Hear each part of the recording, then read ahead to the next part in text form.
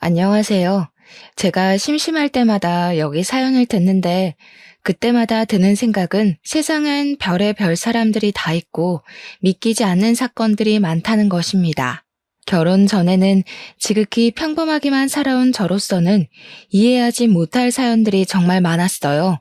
그러나 최근에 저에게도 기가 막히고 코가 막힐 만한 사연이 하나 있어서 조심스럽게 저의 이야기를 한번 해볼까 합니다. 저는 경기도에 거주하는 30대 기혼 여성입니다. 어린 시절 저의 집은 정말 화목했습니다. 부모님은 제 앞에서 한 번도 큰 소리로 싸우지 않으셨어요. 가족끼리 문제가 생기면 항상 대화로 해결하셨고, 어린 저의 의견도 무시하지 않고 항상 존중해 주셨습니다. 이렇게 부모님의 사랑을 듬뿍 받고 자라서인지 저는 마음속에 그늘 하나 없이 성적이 우수하고 교우 관계도 좋은 즐거운 학창 시절을 보냈어요. 고등학교 졸업 후 수도권 4년제 대학교에 입학하였습니다. 대학교에서는 고등학교 때만큼 좋은 성적은 얻지 못했지만 활발한 동아리 활동과 봉사활동, 해외여행 등으로 다양한 경험을 쌓았어요. 이러한 경험이 자양분이 되어 꽤 좋은 중견기업에 초봉치고는 꽤 높은 연봉을 받고 입사를 하게 되었답니다. 회사 생활은 학교 생활과는 너무 달랐어요. 저는 제가 긍정적이고 뭐든 잘할 수 있는 사람이라고 생각했는데 생각보다 저는 너무 작고 여린 사람이더군요. 제가 입사한 지 3달이 되었을 때 어이없는 실수로 팀장님한테 크게 혼이 났었어요. 저 자신도 제 실수가 용납되지 않아서 자존감이 바닥을 치고 있는데 같은 부서의 남자 대리님이 오늘 퇴근 후 저에게 저녁을 사겠다고 하시더라고요. 대리님은 저와 같은 대학교 출신이었는데 거래처에서 스카우트 제의가 많이 있을 만큼 일을 잘하시는 분이었어요. 그날 퇴근 후 대리님과 함께 곱창집을 갔어요. 그곳에서 대리님은 제게 맥주를 한 잔 건네주면서 대리님 본인의 신입사원 시절 때 이야기를 해주었습니다. 지금은 일을 잘하시는 대리님도 신입사원 때 저 못지않게 팀장님께 정말 많이 혼이 났더군요. 그 이야기를 들으니 저만 엄청 못하는 것은 아니라는 생각에 안심도 되고 혼났다고 주눅만 들 것이 아니라 그 과정에서 열심히 배워야겠다는 생각이 들었답니다. 그날 후로 저는 대리님의 옆에서 많은 것을 배울 수 있었어요. 그리고 우리는 친해져서 평일이 아닌 주말에도 종종 연락해서 사적인 대화도 많이 나눴습니다. 점점 연락을 주고받는 횟수가 많아지고 회사 밖에서 개인적으로 만나는 시간이 늘어나면서 대리님이 점점 궁금해졌어요. 대리님 역시 그런 제가 싫지는 않았는지 저의 연락이나 만남을 피하지 않았고 그러다가 자연스럽게 연인 관계로 발전을 하게 되었습니다. 그 뒤로 우리의 사이는 점점 더 깊어져서 지금은 이도진 대리님이 아닌 제 남편 이도진이 되었답니다. 제 남편은 결혼 전 저와는 완전히 다른 삶을 살았어요. 아버지는 남편의 초등학교 입학을 며칠 앞둔 어느 날 갑작스러운 사고로 돌아가셨습니다.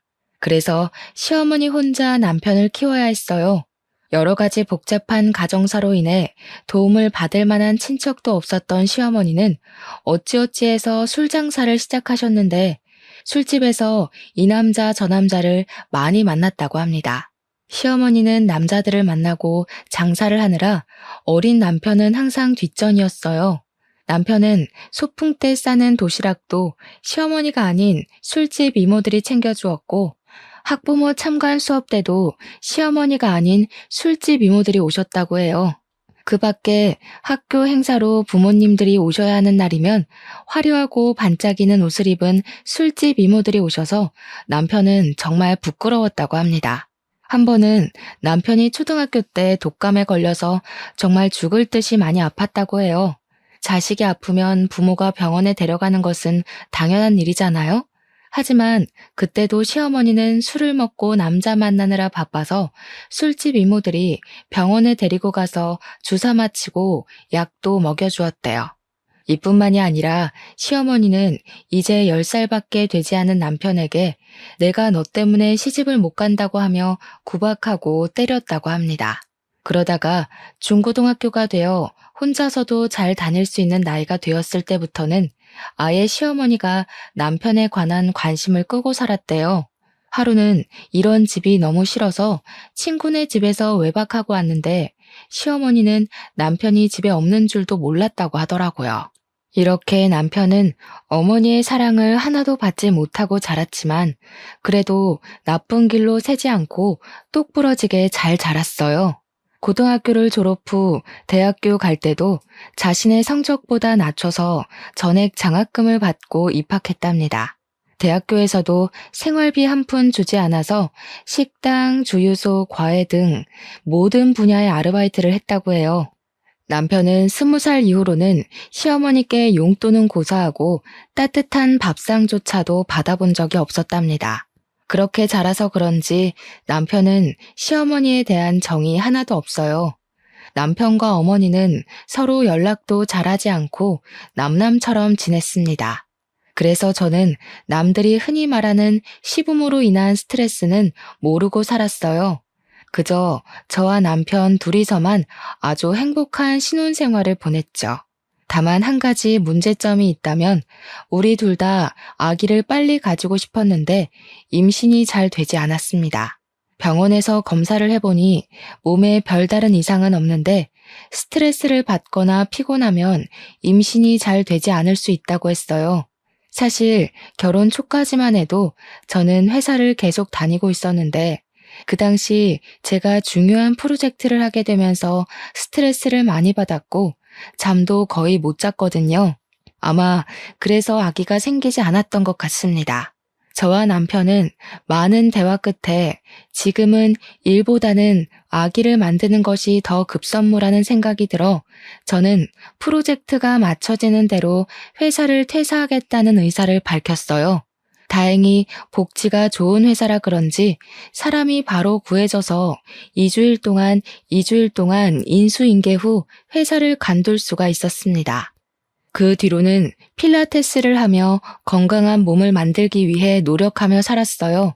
저와 남편이 아기를 기다리며 지내던 어느 날이었어요. 회사를 다녀온 남편이 시어머니가 새로운 남자분을 만나 결혼을 한다는 것입니다.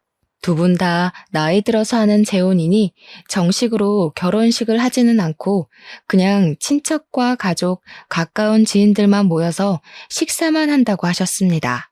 솔직히 저는 이런 시어머니의 행동이 이해가 가지 않았어요. 아무리 나이 들고 하는 재혼이라고 해도 가족들에게 소개도 하지 않고 결혼을 한다고 통보를 하는 것이 좀 그렇더라고요. 이런 부분에 대해 남편에게 이야기했더니 남편은 원래 어머니랑 거의 대화를 하지 않고 살았다면서 그냥 원래 이렇게 남남처럼 살아왔으니 이해해달라고 했습니다. 저는 내심 제게 시아버지라는 존재가 생긴 것에 대해 기대가 되었어요. 흔히들 며느리 사랑은 시아버지라고 하잖아요. 제 주변에 시아버지의 사랑을 듬뿍 받는 친구들이 꽤 있었거든요. 그리고 어릴 때 제가 엄마한테 크게 혼이 났을 때마다 저를 달래주고 엄마는 절대 허락하지 않은 불량식품을 사주셨던 분이 바로 아빠이셨어요.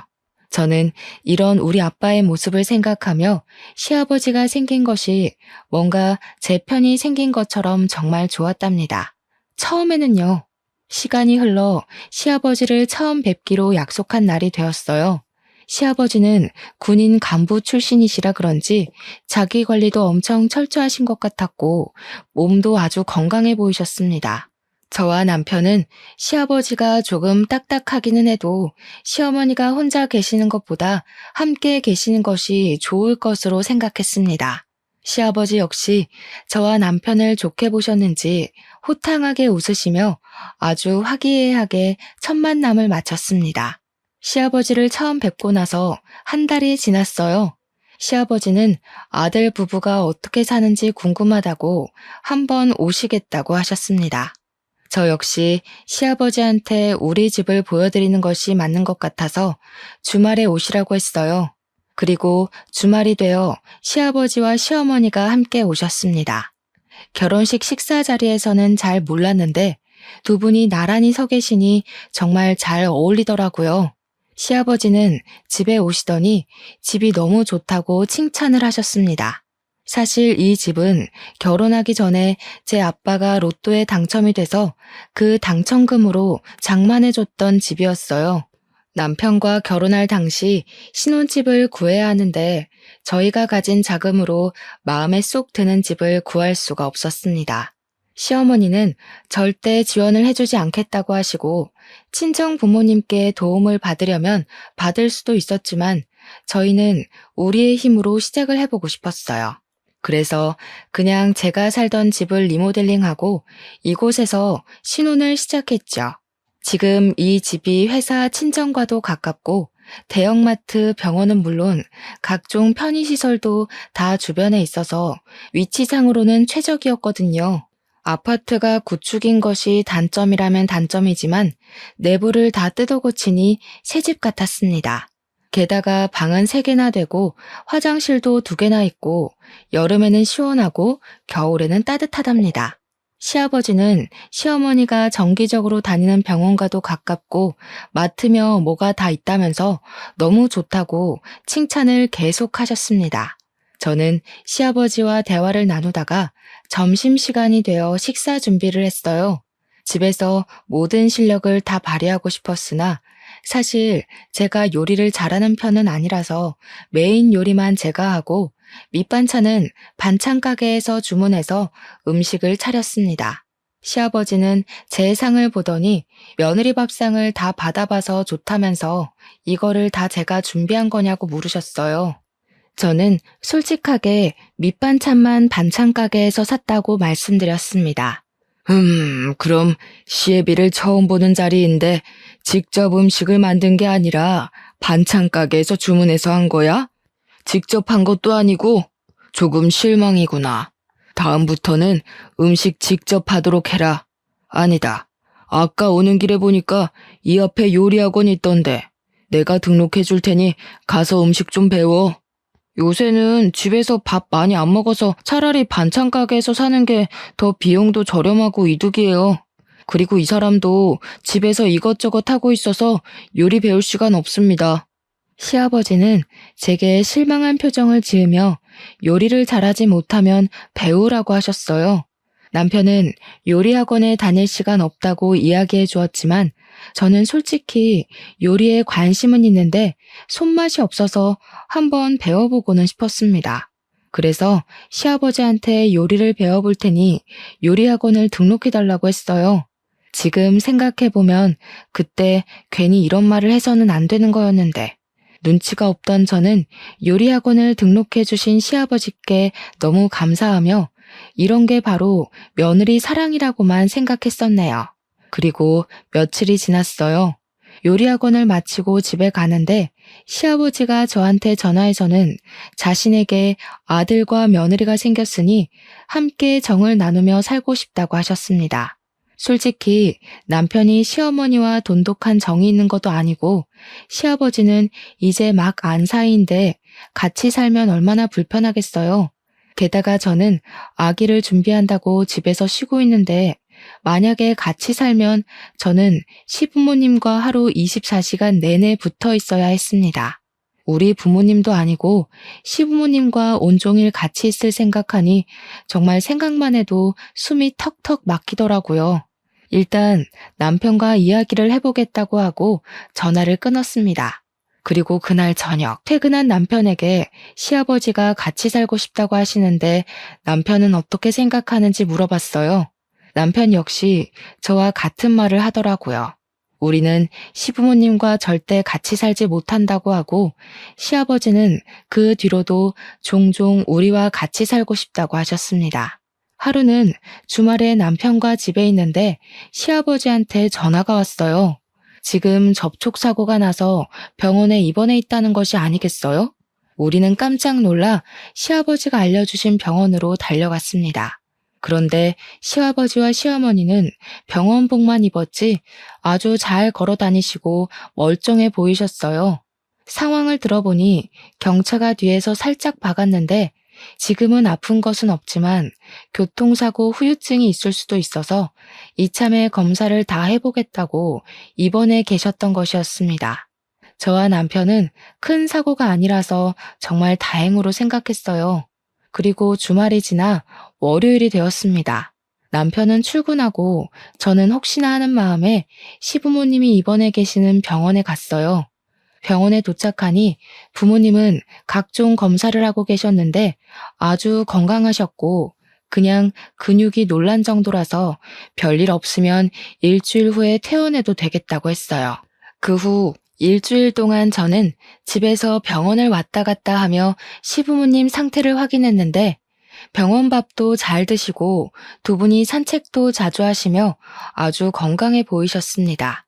다행히 별탈 없이 일주일 후에 두 분은 퇴원했고 그날이 주말이라 남편과 저는 시부모님을 모시고 일단 우리 집에 왔습니다. 그런데 시아버지가 노인네 둘이서만 집에 있으면 언제 또 어떻게 아플지 모르니 이 집에서 당분간 있겠다고 하시는 게 아니겠어요? 그러면서 병원에서는 멀쩡해 보였는데 갑자기 허리와 다리가 아프고 온몸이 다 쑤신다고 하시는 겁니다. 저는 솔직히 정말 싫었지만 그래도 나이 드신 분이 이러시는데 지금 당장 나가라고 할 순 없잖아요. 그래서 저와 남편은 마지못해 며칠만 집에 계시라고 했습니다. 그 뒤로 우리는 시부모님을 모시고 아주 불편한 생활을 시작했어요.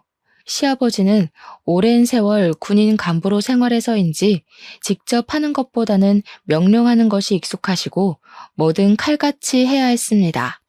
일단 매일 6시면 TV와 온 집안에 불을 켜며 가족들을 모두 다 기상시켰어요. 삼시세끼 식사는 기본이고 식사 때마다 새 밥에 새 반찬에 각 끓인 국이 필요했습니다. 솔직히 저 혼자 있으면 그냥 대충 라면이나 비빔면을 먹을 수도 있었지만 시부모님이 계시니 그러지 못하겠더라고요. 제가 너무 힘들어서 반찬 가게에서 사오기라도 하는 날에는 시아버지 본인이 요리 학원도 등록해줬는데 아직도 음식을 못하냐면서 불호령이 떨어졌어요. 간이 조금이라도 맞지 않으면 짜다, 싱겁다는 이유로 다시 음식을 해오라고 하셨습니다. 저는 그 덕에 밥을 제때 함께 먹을 수가 없었답니다. 그리고 평소에도 물을 드시고 싶으면 직접 부엌에 가서 물을 드시면 되잖아요. 시아버지는 꼭 물을 가져오라고 시키셨습니다. 하루는 너무 짜증이 나서 제가 못 들은 척하고 그냥 있었거든요. 그랬더니 정말 5분이든 10분이든 끝까지 떠오라고 하셨습니다. 또 엄청 깔끔을 엄청 떨어서 매일 청소를 하지 않으면 난리가 났어요. 게다가 일주일에 한 번씩은 흰 장갑 끼고 냉장고 위나 서랍장 뒤를 훑으셨는데 그때 먼지가 나오면 잔소리 폭탄이 떨어졌습니다. 이런 먼지를 누가 다 먹냐며 우리가 생활하면서 다 먹는 거라고 하시면서요. 그리고 뭔가 성질이 날 때는 꼭 거실 서랍을 한 번씩 다 뒤집어서 정리를 시키셨습니다. 신발과 수건도 무조건 정확한 각오로 정리되어 있어야 했죠. 조금이라도 흐트러진다면 사람이 정신 상태가 글러먹었다면서 잔소리를 그렇게 해댔죠. 그런다고 시아버지가 하는 것도 아니에요. 무조건 제가 다 해야 했죠. 만약에 하지 않는다면 온종일 쫓아다니면서 잔소리를 하셨답니다. 이런 생활이 너무 답답해서 남편이 출근과 동시에 집을 나가려고도 했고 회사를 다시 구하려고 했지만 갓 결혼하고 임신 준비 중인 저를 채용하려는 회사가 없더라고요. 그런다고 매번 나가 있자니 돈도 돈이었고 마땅히 갈 곳도 없었습니다. 친정에 가 있을까도 생각했지만 매일 가면 부모님이 걱정하실까봐 그러지도 못했네요. 그리고 시아버지는 밤 10시가 되면 주무셔야 한다고 불을 꺼버렸습니다. 근데 밤 10시 이후에 재밌는 TV 프로그램이 정말 많잖아요. 그래서 남편과 제가 같이 TV를 보고 있으면 시아버지는 저희한테 성질을 엄청 내셨습니다. 하루는 너무 화가 난 남편이 이제 몸 괜찮아지셨으면 이 집에서 나가라고 했어요. 그랬더니 아들과 같이 있고 싶다며 시아버지와 시어머니가 우리 몰래 자신들이 살던 집을 팔아버렸다고 갈 곳이 없다는 거예요. 그때는 그래도 저와 남편이 바보처럼 그저 참았네요. 그때 확 다 뒤집어 엎어버렸어야 했는데 말이죠. 아무튼 그 뒤로 시부모님은 집에 있던 모든 짐을 가지고 아예 우리 집에 눌러 앉으셨답니다. 두 분이 집에 눌러 앉은 뒤로는 시어머니도 저에게 시집살이를 엄청 시키셨어요. 소소하게 잔소리는 기본이었고 아버지의 삼시세끼를 차리는데 도와주기는커녕 옆에서 시아버지보다 더 저를 구박했답니다. 정말 모든 순간이 기가 막히고 코가 막혔지만 그중에 가장 어이없는 사건이 하나 있었어요. 때는 찬바람이 슬슬 부는 초겨울이었습니다. 하루는 집에 있는데 시어머니가 김장해야 한다고 하셨어요. 옛날에는 시어머니의 언니, 그러니까 큰 이모님 댁에서 농사지은 배추 1000포기를 뽑고 직접 절이셔서 김장을 했다고 해요. 하지만 요새는 김치를 많이 먹지 않기에 작년 같은 경우 이모님과 어머니가 사신 절인 배추로 김장을 50포기만 했다고 합니다. 그런데 올해는 시아버지가 김치를 좋아하시니 김장을 100포기나 하자는 거예요. 더 큰 문제는 시이모님이 허리 수술로 올해는 김장하지 못하시는 상황이었어요. 그래서 올해는 우리 가족끼리만 김치를 담가야 했습니다. 사실 우리 집은 김장을 제가 아주 어릴 때만 하고 크고 나서는 서로 바쁘니 그냥 사다 먹었거든요. 그래서 김장을 제대로 해본 적이 없었습니다. 하지만 시아버지도 김치를 좋아하시고 저도 김치를 좋아하니 힘들지만 배워볼 겸 한번 해보겠다고 했어요.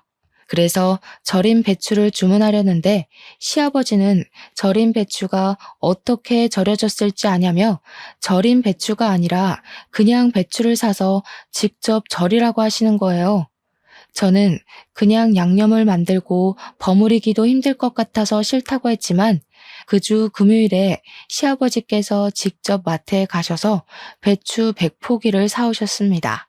이 배추를 반품시킬 수도 없으니 어쩔 수 없이 배추를 절이기 시작했는데 물 먹은 배추는 정말 무거웠어요. 그런데 시부모님은 손가락 하나 까딱도 하지 않으시고 그냥 앉아서 지시만 하고 계시는 게 아니겠어요? 솔직히 김치를 저 혼자만 먹는 것도 아니고 드시는 건 시아버지가 제일 많이 드시는데 저만 일하고 있으니 화가 났습니다. 이거는 시아버지, 시어머니 모두 도와주셔야 해요. 이걸 저 혼자 어떻게 다 해요? 옛날에는 배추 1000포기도 며느리 혼자 담갔다. 1000포기도 아니고 고작 100포기인데 이것도 못한다고 이 난리니? 하여튼 요새 애들은 다들 약해 빠졌다니까. 이 속도로 했다가는 오늘 밤을 새워도 못하니까 좀 서둘러. 저는 요새 애들이라서 이런 것 못해요. 그리고 시아버지께서 이렇게 사오셨으니 시아버지가 도와주세요. 안 그러면 저도 손 하나 까딱하지 않을 거예요. 너는 아버지한테 이게 무슨 말버릇이니? 말 똑바로 못해? 저렇게 싹수가 노래서야 원. 시부모님이 저한테 빨리 제대로 하지 못한다고 구박하는데 남편이 퇴근하고 집에 들어왔습니다. 남편은 배추가 거실에 쌓여 있는 것을 보고 이게 다 뭐냐고 했어요. 저는 남편에게 제가 배추를 절이고 있는 이 상황에 대해 다 이야기했습니다. 지금 다들 제정신이세요? 이 100포기를 어떻게 여자 혼자 다 해요? 사람 알아 눕는 꼴 보고 싶어요? 지금 네 와이프라고 편드냐?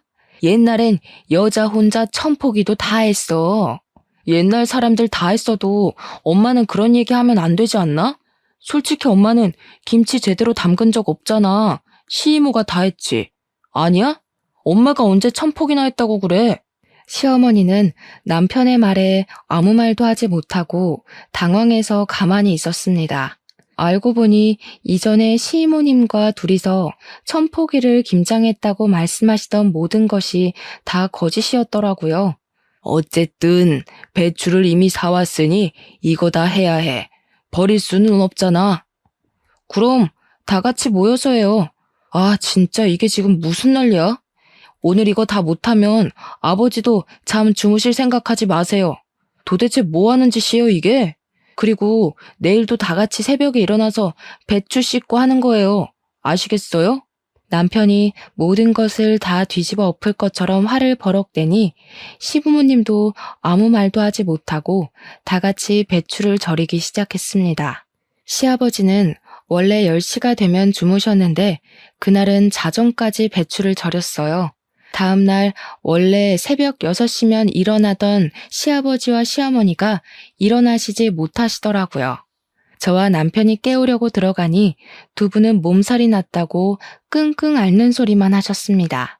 절대 일어나지 않으시길래 불을 켜고 일어나실 때까지 기다렸어요.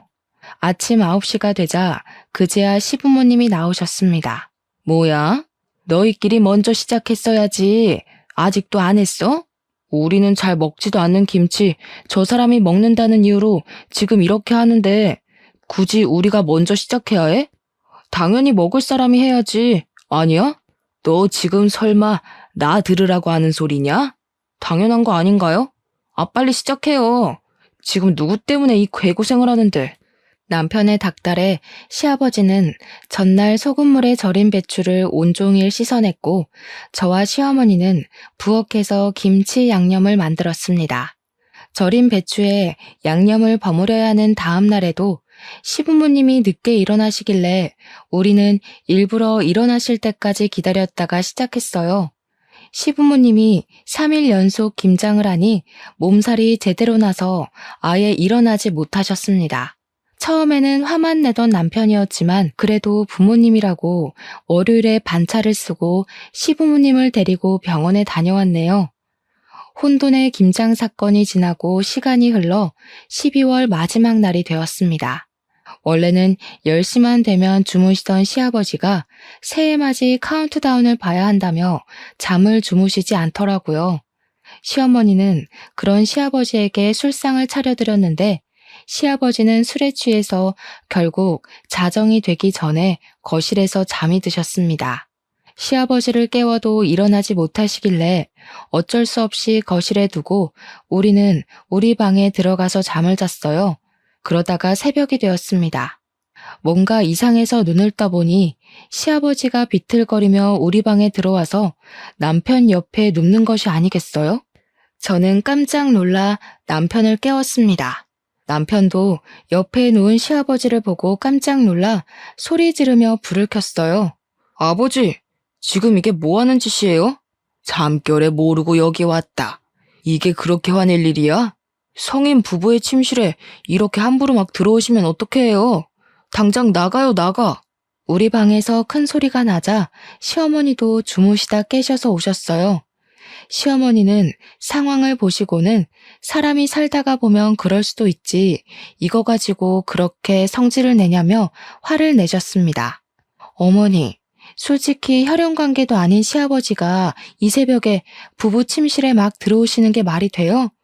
아무리 잠결에 술김이라고 해도 그렇지. 너무 불쾌해요. 뭐? 불쾌? 너 말 다 했어? 그게 시애비한테 할 소리야? 당연한 거 아니에요?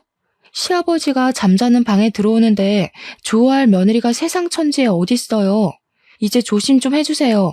이게 지금 보자 하니까 내가 그렇게 우습냐? 도대체 왜 내 말을 듣지 않는 거야? 남편은 시아버지께 당장 이 방에서 나가라고 큰 소리를 쳤습니다. 그날 저는 너무 놀란 마음에 잠을 한숨도 자지 못했어요.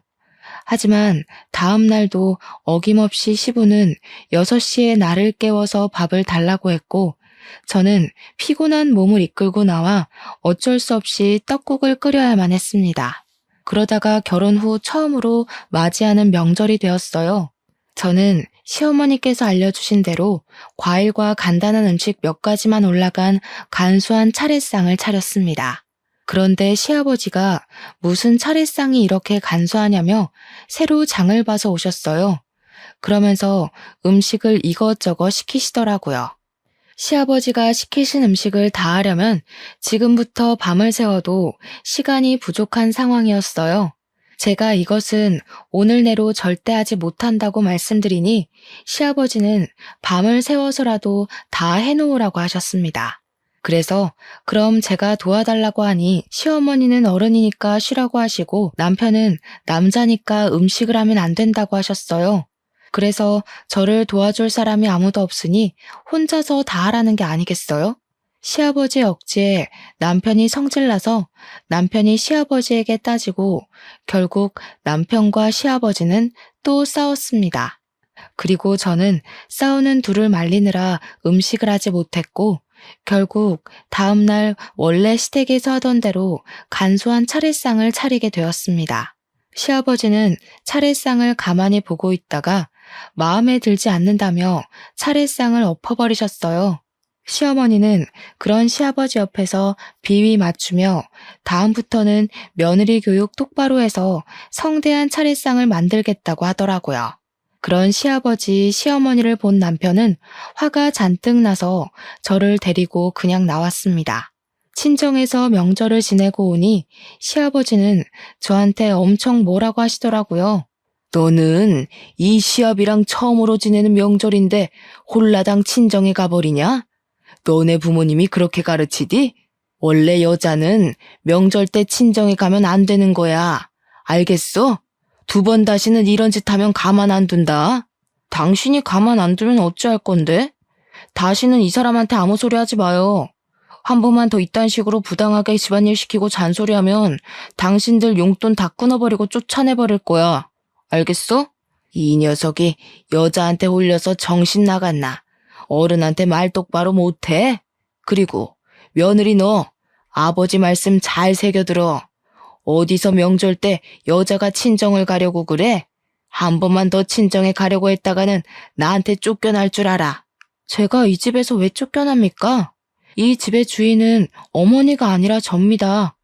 저희가 마음에 안 드시면 부모님이 나가세요. 시아버지는 명절 때 며느리 교육을 핑계 삼아 저에게 시집살이를 시키려고 했지만 남편 덕분에 아무것도 아버지의 생각대로 이뤄지지 못했답니다. 그렇게 시끌벅적한 명절 연휴가 끝났어요. 그런데 시아버지가 웬일로 새벽 6시에 깨우지 않았습니다.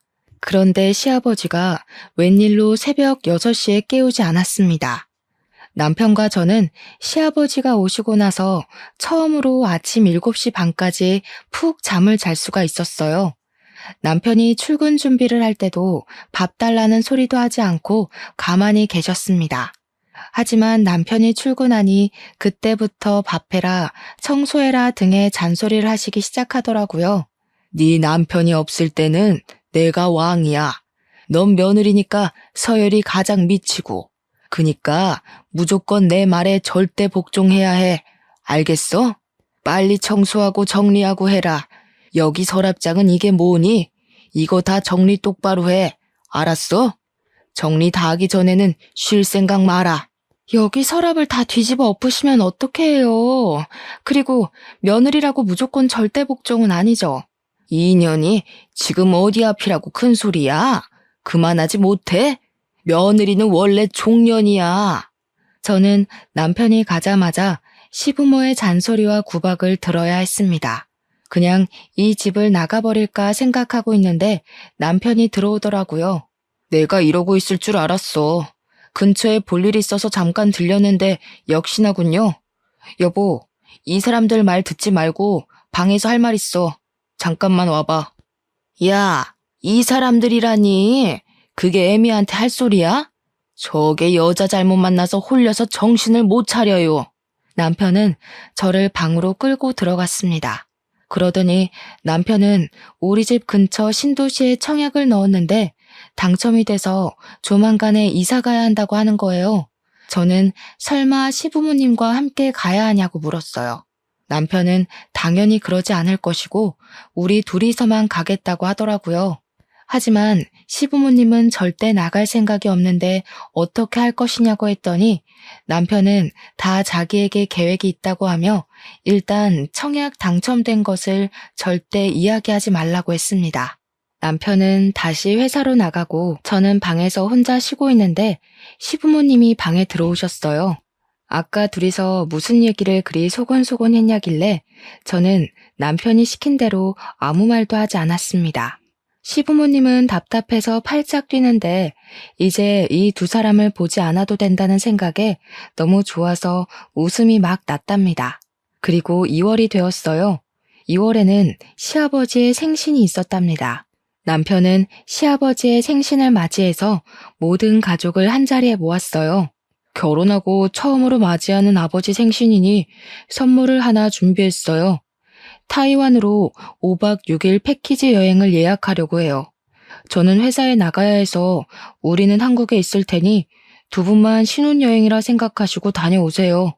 그래도 우리 결혼하고 첫 생일인데 며느리 생일상은 받아봐야 하지 않겠니? 그니까 내 생일은 지나고 날짜 정해라. 무슨 생일상 안 받으면 난리 나세요? 그놈의 밥 타령은? 이놈아, 한국인은 밥심으로 살아. 그리고 어머니 첫 생일인데 당연히 며느리 손으로 직접 끓인 미역국이 있는 생일상을 받아야 하지 않겠니? 나는 생일에 구절판, 갈비찜, 잡채는 꼭 있어야 한다. 알겠지? 결국 여행 날짜는 시아버지의 생신 이후로 잡았습니다. 시아버지의 생신날 마음 같아서는 미역국만 달랑 해드리고 싶었으나 남편이 그래도 첫 생일이니 해드리라고 하며 저에게 고생이 많다고 현금 100만 원을 주었어요. 저는 그런 남편의 마음이 참 고마웠습니다. 그리고 생신날 새벽부터 일어나서 구절판 갈비찜 잡채에 미역국을 했어요. 솔직히 이 정도도 진수성찬이라고 생각했는데 시아버지는 자기가 말한 것만 딱 차렸다며 뭐라고 하셨습니다. 저는 새벽부터 일어나서 준비했는데 제 노력은 알아주지도 않고 오히려 부족하다고 타박하니 정말 기분이 좋지 않았어요. 그래도 시아버지의 생신인 좋은 날인데 그런 날을 망치고 싶지 않아서 그냥 꾹 참았네요. 그리고 일주일이 지났습니다. 이날은 시부모님의 여행날이었고 시부모님은 아주 신이 나셔서 공항으로 떠났습니다. 우리는 두 분이 떠나자마자 바로 포장이사를 불러 그 집을 떠나 청약 당첨된 신도시로 이사를 가버렸답니다. 그리고 원래 살던 집에는 새로운 주인이 왔어요. 며칠 동안 이삿짐을 정리하며 정신없이 보냈습니다. 그리고 시간이 흘러 시부모님이 여행을 마치고 돌아오기로 한 날 저와 남편이 함께 집에 있는데 시아버지한테 전화가 왔어요. 야, 지금 너네 이게 뭐 하는 짓이야? 우리 여행을 보내고 집을 팔아버려? 죄송하지만 이제는 그쪽하고는 더는 같이 못 살겠네요. 솔직히 제가 그쪽의 진짜 며느리는 아니잖아요. 그리고 집이 무슨 군대도 아니고 군대처럼 하나하나 다 명령하고 지시하고 간섭하고 너무 힘들었다고요. 그런다고 어른들을 여행 보내놓고 감히 니들끼리 이사를 가? 너네 지금 어디야? 당장 못 와? 제가 오죽하면 이러겠어요, 오죽하면. 정말 답답해서 살 수가 없어요. 저는 이제 죽었다 깨어나도 두 분 못 모시고 살아요. 시아버지와 시어머니는 당장 오라고 소리를 고래고래 지르면서 난리가 났습니다. 그 소리를 들은 남편이 제 전화를 빼앗아갔어요. 더는 못 참아요. 엄마는 저 어릴 때부터 그놈의 남자의 술에 빠져서 날 쳐다보지도 않고 나이 먹고 결혼한 사람은 자기가 왕이라도 되는 양 이래라 저래라 간섭하면서 제멋대로 행동하고 그게 지금 어른들한테 할 소리야? 내가 너 그렇게 가르쳤어? 이게 여우 같은 년한테 홀려서는 전현 저거 나중엔 내 아들 간 빼먹는 거 아닌지 몰라? 말 가려서 해. 그리고 엄마가 날 언제 가르치기나 했어? 남자한테 빠져서 이 남자 저 남자 만나느라 바빴잖아. 그쪽들 짐은 이삿짐 센터에 맡겨놨으니까 알아서 찾아가세요. 이제 전화 끊습니다. 남편은 전화 그렇게 끊어버리고 시아버지 시어머니 번호를 차단해버렸습니다. 그리고 다음날, 그날은 토요일이었어요. 남편이 잠깐 마트에 가고 집에 저 혼자 있는데 누가 문을 3개 두드리더라고요. 보니까 시부모님이 어떻게 알고 우리 집에 오신 거예요.